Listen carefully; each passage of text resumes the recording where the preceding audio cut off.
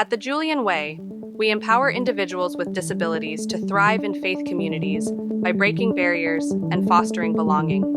Your support helps us create accessible spaces where everyone feels valued and seen. Join us in making a difference today at www.thejulianway.org. Together, we can build communities of belonging.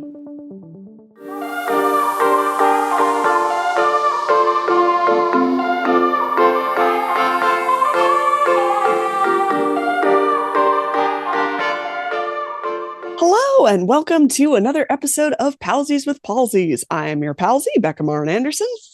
And I'm your palsy, Justin Hancock. Happy New Year, Becca! Happy New Year, Justin! How's 2026 treating you so far? You know, we're like a weekend, but so far it's a win. We're not looking too far ahead, but we're doing okay. Yeah, it's kind of nice for this brief period in time to be able to just look at a week of time and be like, my year's been good. Yeah, exactly. I was lying in bed trying to get my brain to stop spinning last night, and I ran into a Facebook reel that was a gentleman talking about that he had heard whatever movie was number one at the box office when you were 10 years old is how your year is gonna go. And wait, just any given year, it's always gonna be the movie when you were 10 years old, or is it like a movie 16 years ago? Like how? Because under that logic, every year would be the same. Well, I think that was just the challenge of this year. This is a 2026 specific. Yeah. There'll be something else weird next year. Gotcha. Absolutely. And for him, it was Titanic, which he went, nope, just no, I'm not, no. Please no. So Yikes. I have not yet done that full challenge to see how my year's gonna go, but a weekend we're doing okay. I'm now curious. I feel like for the next episode, you and I have to report back what the number one movie in the box office when we were 10 years old was. Absolutely. Deal.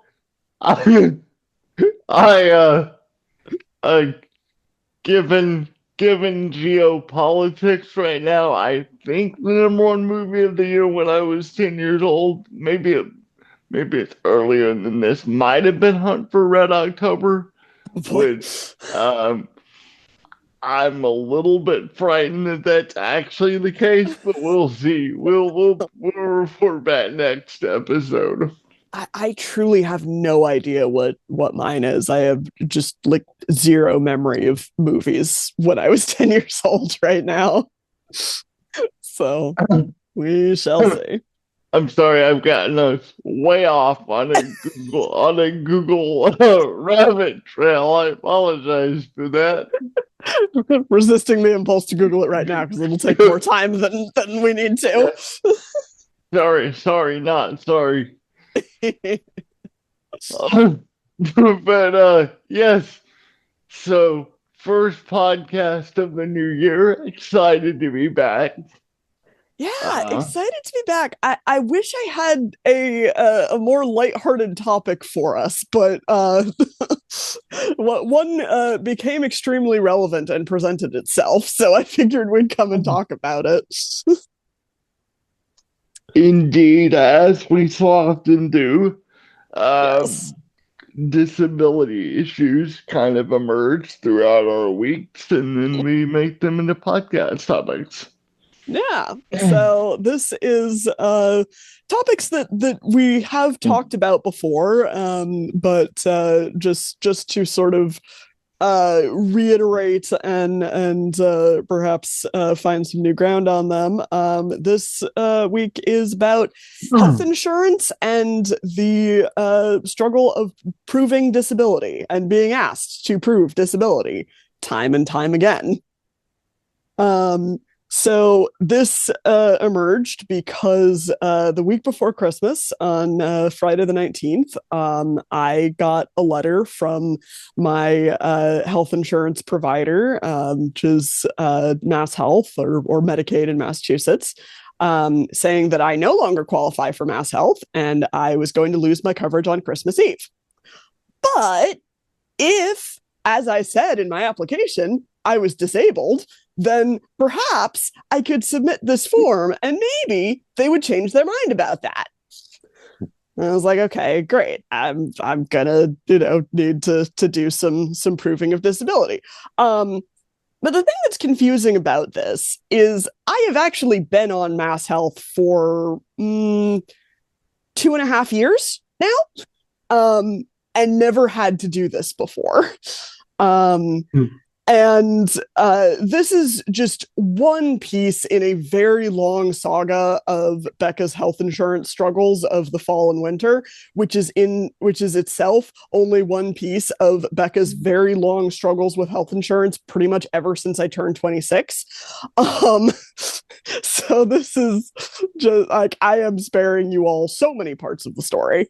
But basically, the problem here is that previously Mass Health had been receiving information from the Social Security Administration about my disability, and so had been verifying it that way. And due to some events in the fall, they no longer have that information coming in, and that these are me specific events. I'm not saying that Social Security and Mass Health are no longer talking to each other. It's specific to my case.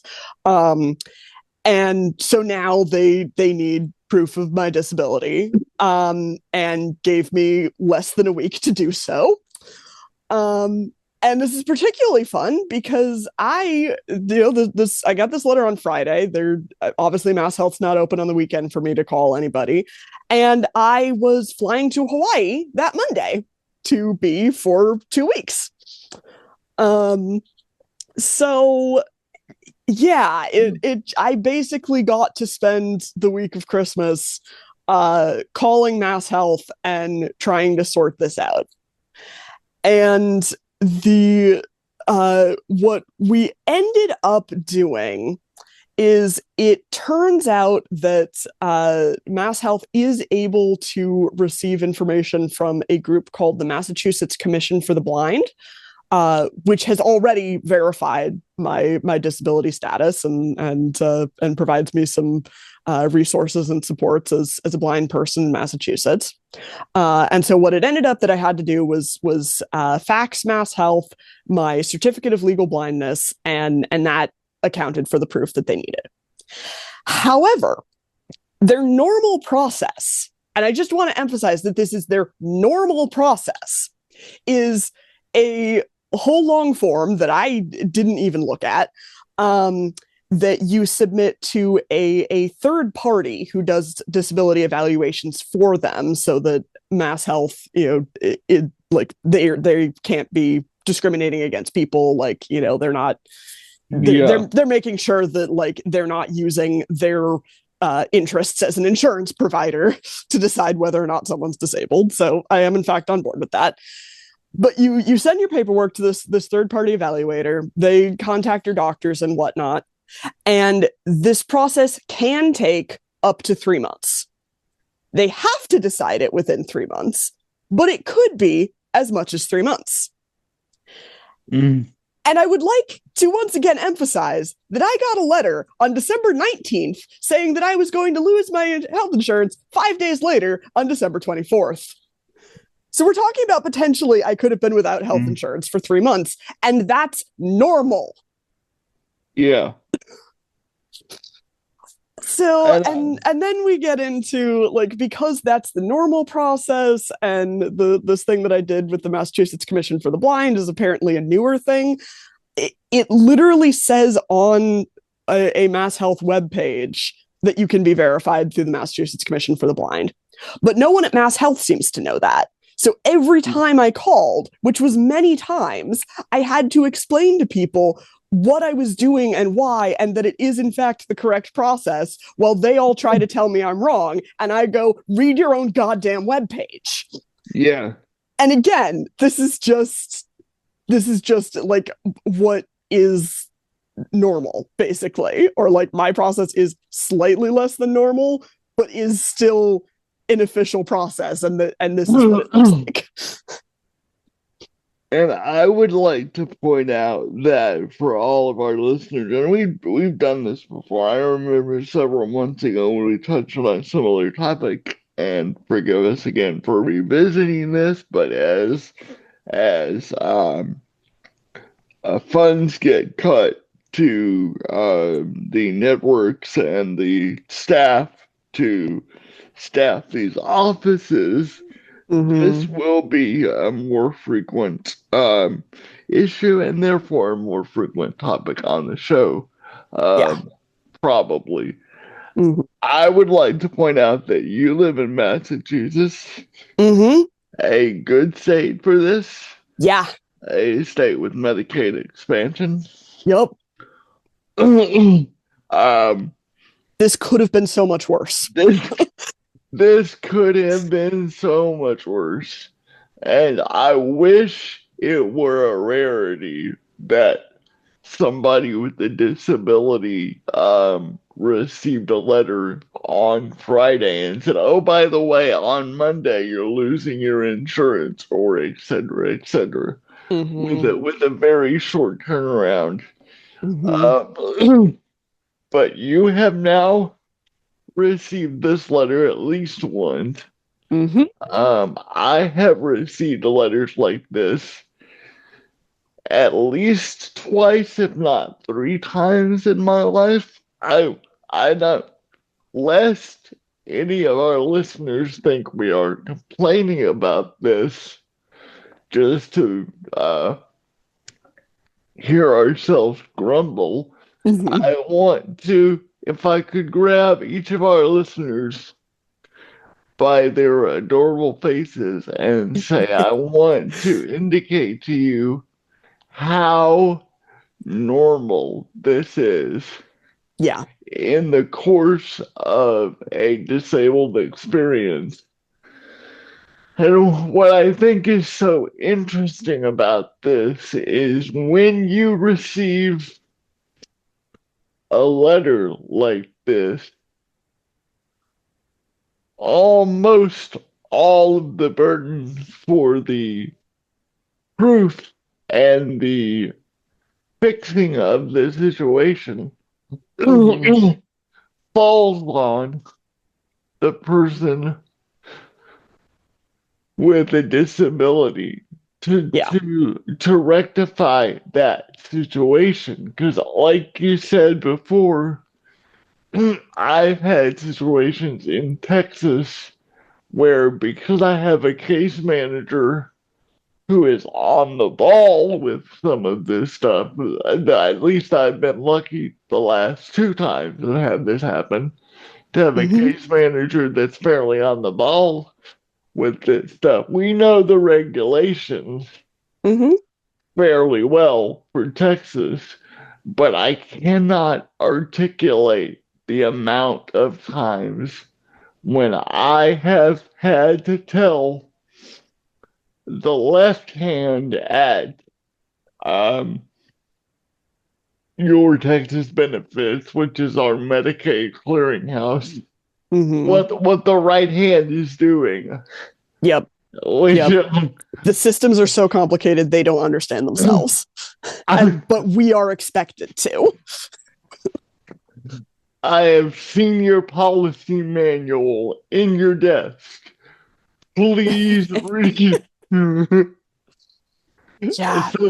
It's just, and again, not to get off on a tangent, although this whole show might be a tangent, I don't know. It's so normal for the disabled experience to be here.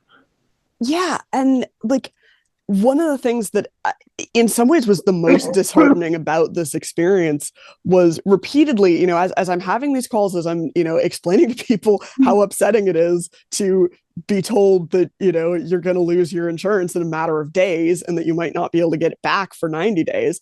I was repeatedly told by people, you did nothing wrong. You did everything right. It's not that you were supposed to provide this proof earlier and you didn't. Like, this is entirely our systems just doing their thing. And I'm like, that's not nearly as comforting as you think it is. Yeah. Like, I feel validated and justified. I do not feel comforted because what that says to me is there's just nothing you can do to prevent this from happening again.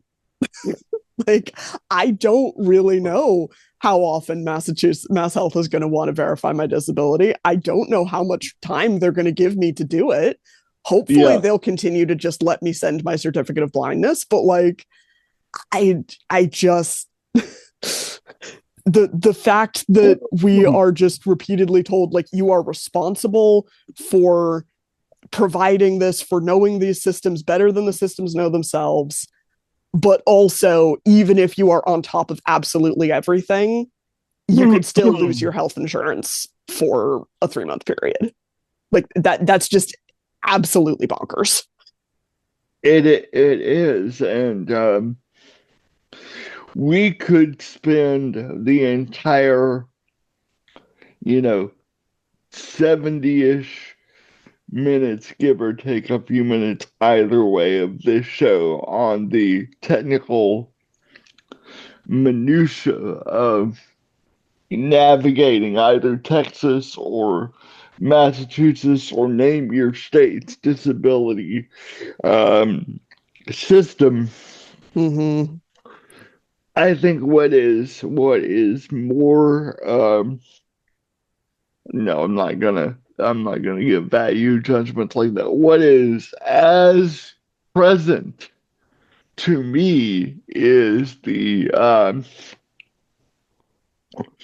constant reality of your body and your being surveilled. Yes. To make sure you fit into certain categories. Yeah.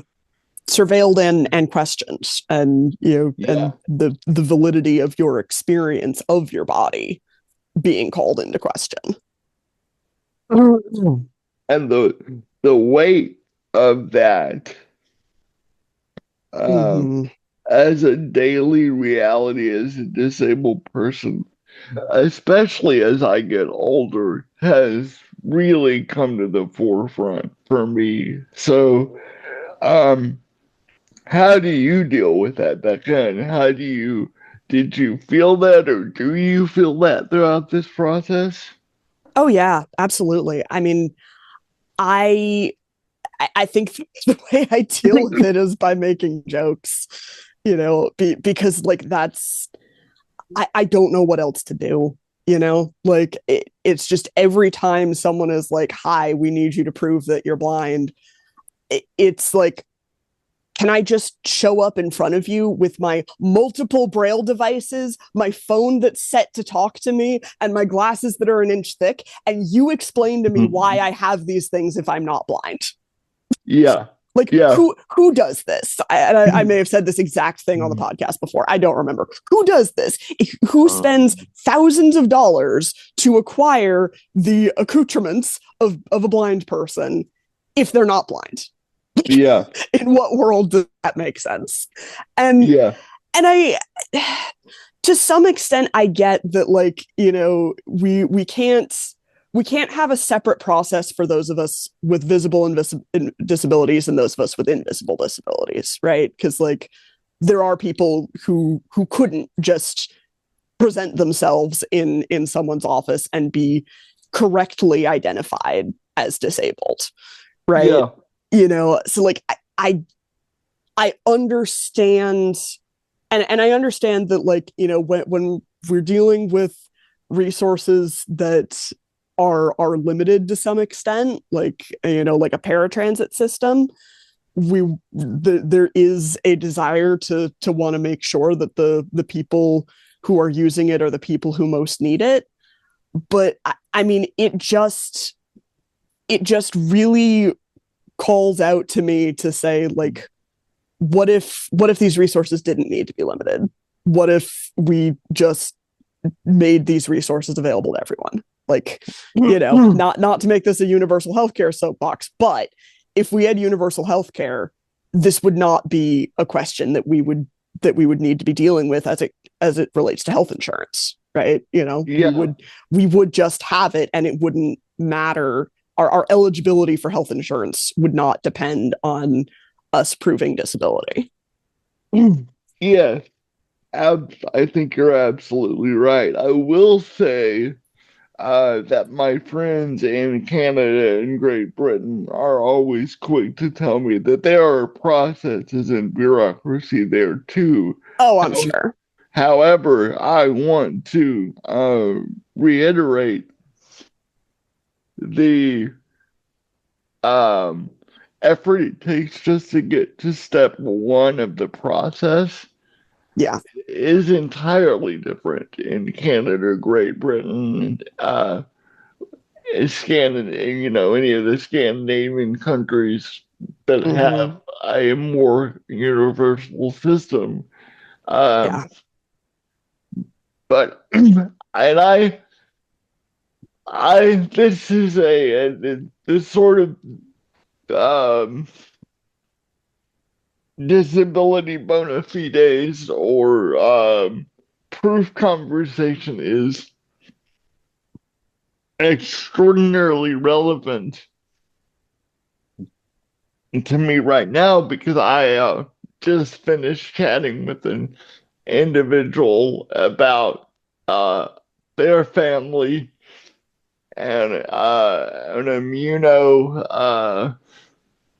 an immune system disorder that both the husband and the daughter have that's extremely rare and is in the kind of Lyme disease category, but not exactly those things. And just the initial work they had to do to find a medical professional and an insurance professional that would believe them. And then once they got the belief for the treatment they needed, they then had to go and prove their bona fides to the disability and the support systems. And not to say that that would be any different in any other country. And I realize that any marginalized group is going to have instances where they have to, in a way, justify their existence to the power dynamic that's operative currently. And that's just the way it is, and that's incredibly sad. I don't think it is. I think disability and navigating those systems are unique because it can manifest and shift so quickly depending on what room you're in and what you're doing. Yeah. Yeah, and I think like there is I hesitate to say universally in the United States because that's definitely not true, but like there is a prevailing sense of suspicion around people with disabilities, and a sense that our accommodations and our access to programs like Medicaid, like paratransit, are privileges, are privileges that everybody desires, right? We are getting nice things that non-disabled people would like and are not getting, and therefore that you need to scrutinize everybody with a disability in case they're faking it. Like there is just so much sentiment of disability fraud. And like I remember talking with a friend about this maybe a year ago, and like she was just listing off episode after episode on TV shows that the plot hinged around someone pretending to be disabled, and the comedy therein, but also the making a space for the audience to judge that person. Right. Mm-hmm. And I really, really would like to see some data on how common that actually is, because I really don't think it's that common.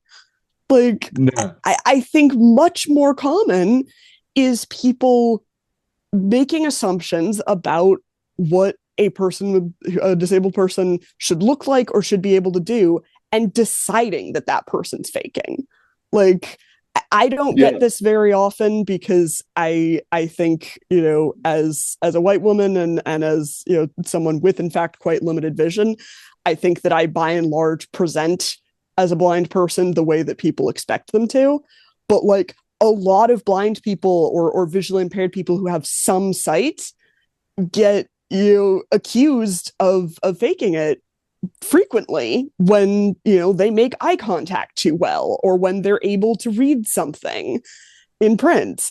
And and wheelchair users who are ambulatory wheelchair users who will get up from their wheelchair to do something or other, like they will get accused of not needing it. And it's just such a fundamental misunderstanding of the spectrum of disability, that like this hermeneutic of suspicion expects that disability and able-bodiedness, non-disability, are complete polar opposites, and there is no middle ground. And it's like, I'm sorry, actually most disabled people live somewhere between total non-disability and the assumptions that society has about what quote unquote real disability is. Yeah. And even I do, and even you do, as a profoundly visually affected person, and me as a profoundly wheelchair user. Boy, there's got to be a cleaner way to say that, but I don't like the phrase wheelchair bound, but wheelchair affected person. Like I've said this before, and I'll say it again, that there are weeks and months where I'll wake up and I'll have odd pains in my knees, and I'll have odd pains in my hands, or odd pains in my chest, just because of arthritis and various things. And then I'll have 2 weeks where those things are gone. And and usually something else has moved in. But there are moments when I don't present as a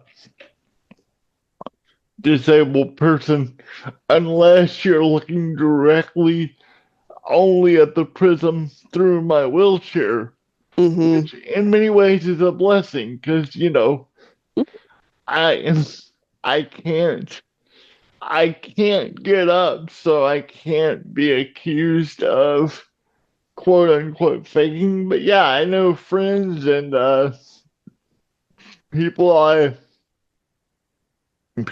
know and people I respect in the disability community, such as our friend of the show, Julia Watts Belcher, that said, look, I don't like getting out of my chair big in public if I can avoid it, because people think I'm faking it.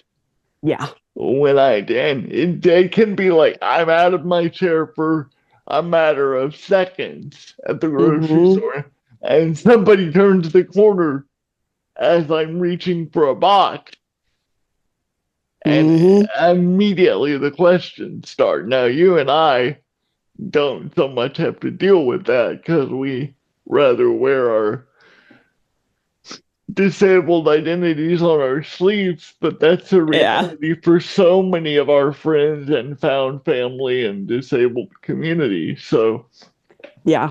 mm, Yeah. And I think, related, like, is this sense of like, if you're disabled, then like, you must be unable to do like anything. And so, your ability to have a job or navigate a space independently is somehow proof that you're less disabled than you say you are. And like I get that a lot. That like I think I've talked on the show before about like the conversations I have with strangers where they ask me things about my life, or they observe things that I'm doing and are like, oh, so you must have some usable vision. And it's like, yes, but that's not actually what's enabling me to do what I'm doing. yeah, Like these yeah. these concepts are not related the way that you think they are.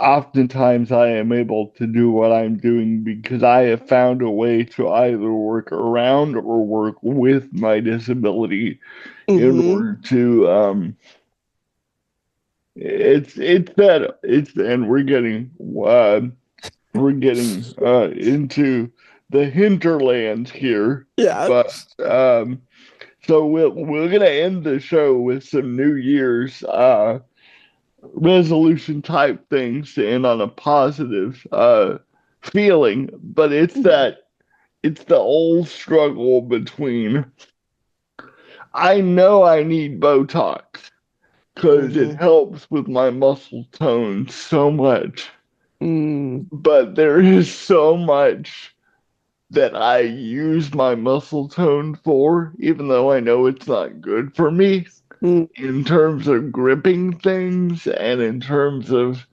using the leverage of my muscle tone to push myself up in certain situations.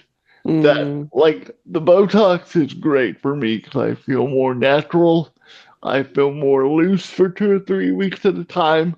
Mm-hmm. But, it's that window when I'm most likely to fling a coffee cup all Uh-huh. over the world because my hands, I'm used to compensating for my muscle tone.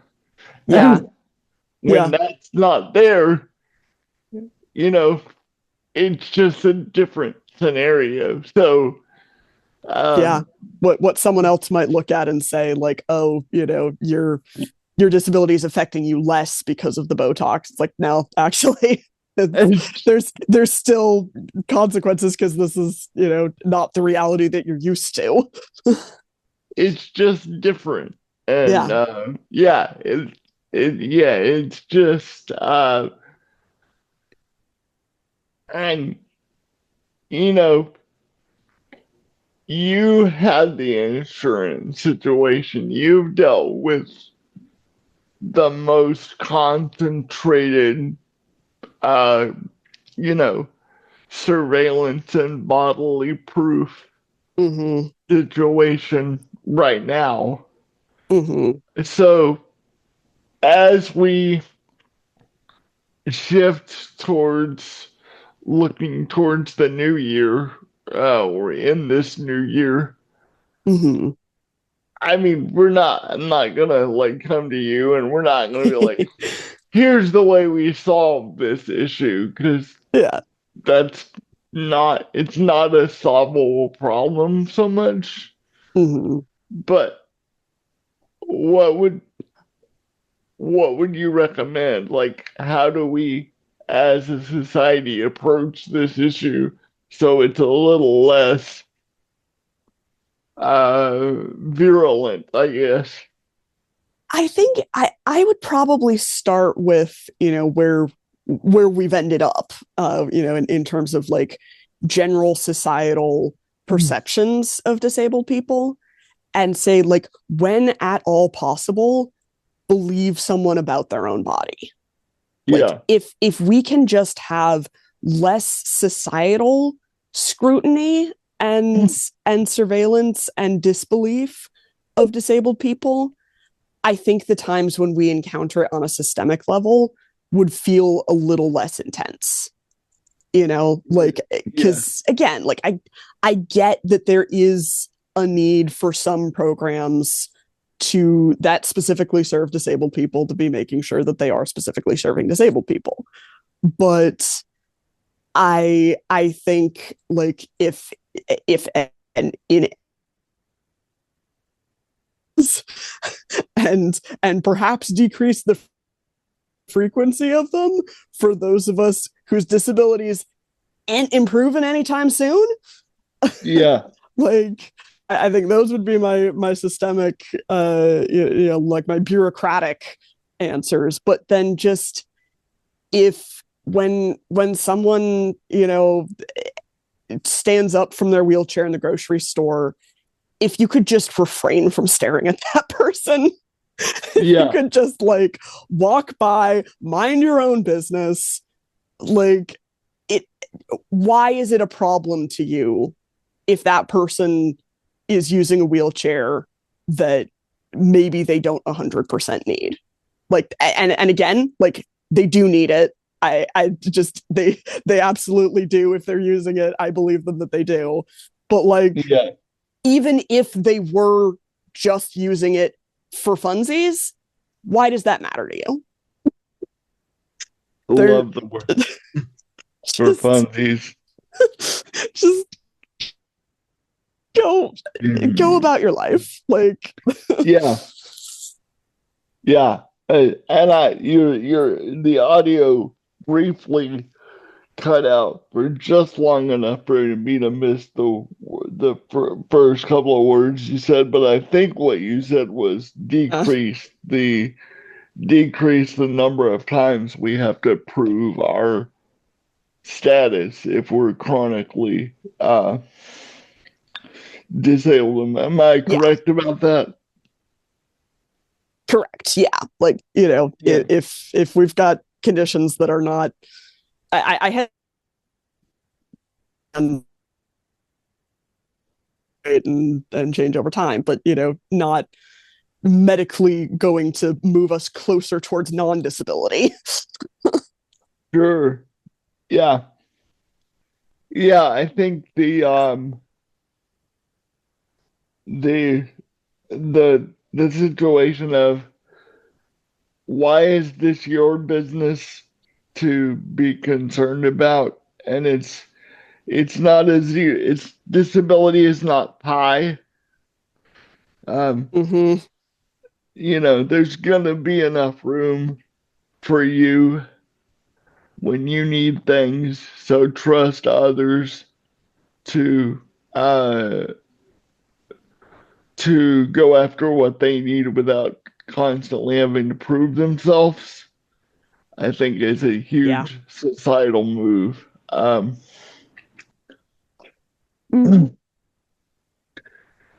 Okay, so after all that, yeah. In the words of Monty Python, now for something completely different. Um, so full disclosure, I think New Year's resolutions are really stupid. uh-huh. I don't keep to them. I think they more often than not set really unrealistic and oftentimes somewhat damaging expectations. Mm-hmm. And they're premised on the idea that like your life is lacking now, that like you or your life or something like need improving in order to be good. Yeah. And like we're all changing and growing, we all have directions in which we'd like to grow, but like that doesn't need to mean that where we are is not okay. Yeah. My life on New Year's Eve didn't suck, and on uh, New Year's Day isn't like this glorious chance to reboot everything. Yeah. And growth is not linear, right? Like, Yes. resolutions that leave no space for you might not be able to do this thing in the way that you planned, you know, that then like has this sense of like you failed the resolution, and like you can't fail at growth because there's always another opportunity to keep growing. That having been said, and I think the two of us are fairly on the same page, it sounds like. Mm-hmm. I would like to land the plane, I suppose, by giving us a chance to talk about hope for a little bit. What do we hope for in 2026? And I want to do this in two ways. Mm-hmm. What do we hope for either our lives or the world, and what do we hope for in terms of PWP? Does that sound Mm. good to you? Yeah, I like that. Can, Yeah, can I put you on the spot then? sure. Yeah, I think you know, hoping for my own life, you know, I think as much as you know, we just said all the things about resolutions that we don't like, I still want to put this more in the realm of things that are within my power to do, even though there's many other things that I hope for that are perhaps not. But I'm hoping to continue to lean into creative practices this year. You know, I've talked many times on the show before about the importance of music in my life, and how important that's been for connecting with my sense of hope and my connection to God in this past year. And so I'm really hoping to continue that. And I have you know, I'm trying to reconnect with my sense as a writer of fiction, and doing some more of that. You know, I'm leaning into creative processes with my tabletop role playing games. Like, I think there's just such an abundance of opportunity for creativity in my life, and I want to continue leaning into that. And then for the show, I mean, there are so many guests that we have talked about having on the show that I am just so excited to talk to. Um, so I think that's where a lot of my hope is right now, is just you know, more engaging conversations between the two of us for certain, but also bringing in perspectives beyond the two of us, and getting to share these ideas and resources with our audience, and getting to learn more myself, and I hope to improve my skill as an interviewer, because I think that it is a really fun challenge to think about. You know, I'm having someone you know, who's an expert in this particular area come and talk to us. What do I want to hear them talk about? What do I want our listeners to know about their work that I'm familiar with? So I'm hopeful for all of that, I'd say. Excellent. I love that. What about you, Justin? What are you Well, hopeful for right now? I think in terms of the world and sort of general things, I am hopeful um for a world that um either through the intervention of God, or, you know, people who realize that we need this, probably both actually, just a world that's more open to um, a more considerate pace for Mm-hmm. those of all embodiments, Yeah, and working towards what is my role um in creating and fostering that for all people. yeah, Um, so offering gentleness to myself and to others whenever and wherever I can.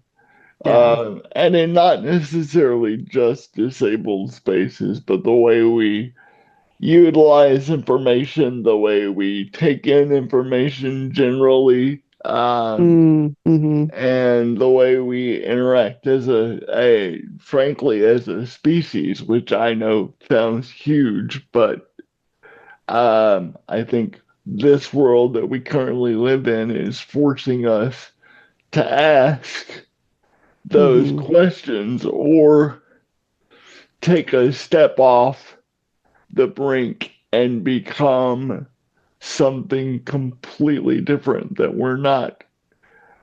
I don't know that we're ready for. And that, again, that's a whole other show. So I'll kind of leave that to your imagination. But so just being more considerate and uh, helping the world find a slightly different rhythm, to boil that down a little bit. Yeah, Uh, more gentleness, less urgency culture. Absolutely. Um, for the show, I think I am really excited, as you are, with the number of guests and the number of intriguing conversations that we have, both disability and apparently non-disability related, but that can touch on a number of issues. Mm-hmm. Um, and frankly, I'm looking forward to investing in some new equipment, like maybe a Mm. professional microphone at some point, Mm-hmm. and helping the audio quality of the show improve. Because Mm-hmm. I like the podcast a lot. It's one of my favorite things we get to do professionally. Mm-hmm. And I want to continue having conversations that are curiosity making for our audience. And to do that, I think the quality needs to improve. So I'm looking forward to not only new guests and new opportunities, but the opportunity to invest in new equipment that would upgrade the show. So I think that's where I am. Absolutely. I love it. Oh, may all of that be in 2026. Absolutely and amen. Mm-hmm. All right, friends. Well, thank you for joining us for this first show of 2026. Wow, we made it to 2026. This is amazing considering that this show started sometime in the pandemic hinterlands of 2020.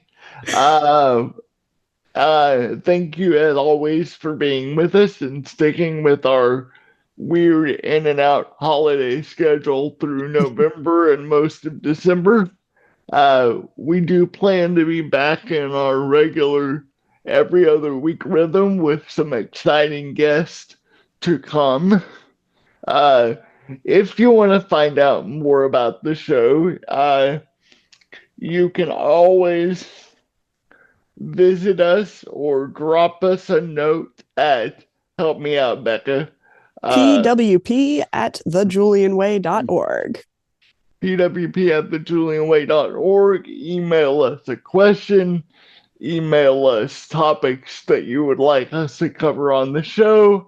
Just say hi to us and let us know you're listening, even if you're our mom and our dad. Hi, Dad. Hey, Mom. Um, And as always, you can leave us a rating and a review at Apple Podcast and at most of your other podcast finding places. That helps people find the show and helps us climb the ranks of disability related and social related podcast, specifically and overall in general. So leave us a rating and review and help us out. 4 or 5 stars is best, but do what you will. And as always, we are so grateful, and we would just ask you to go out and put some good into the world. And I'll start with a very broad in 2026. Take whatever opportunity you can to go out and put some good into the world. Mm-hmm. Thanks, friends. Bye, everyone. Bye.